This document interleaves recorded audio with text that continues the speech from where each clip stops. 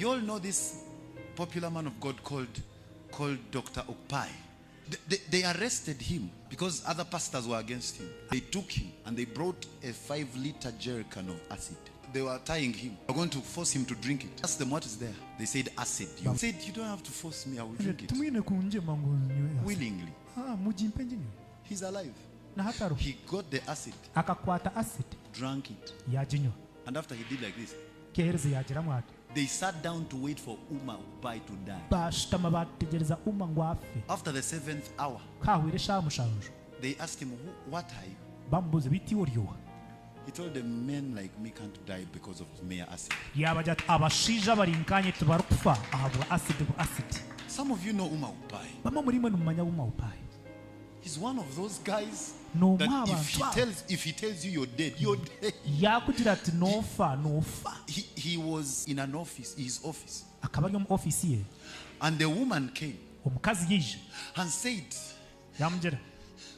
my marriage is under trouble. The Spirit of God told him that woman stole another woman's husband. And Uma said, from today, you're barren, and there's no man in the world or in the world to come that will release your womb until you repent. He says, me alone can release your womb. The girl had the money. She flew around the world. Benny Hinn, Pastor Chris, Creflo Dollar, Joseph Prince. He went to all the generals. The womb could not open.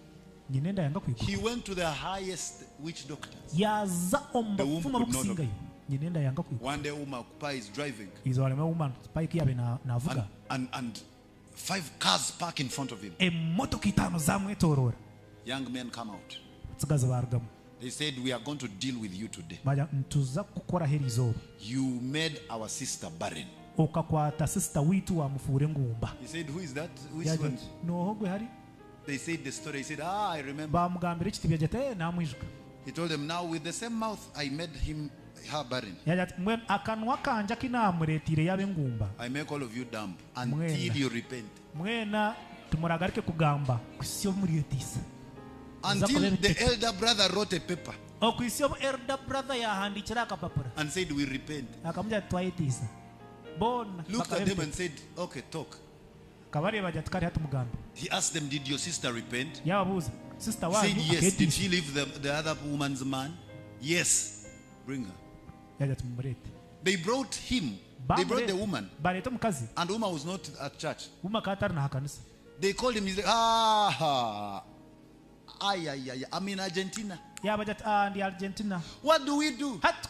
He said, my gate man can help you. That the grace on me is on everybody in my compound. They went to the gate man. The gate man asked them, what do you want? They said, Uma Okpai said you should help us. The gate man said, I open the door for this guy every day. Everything he does, I can.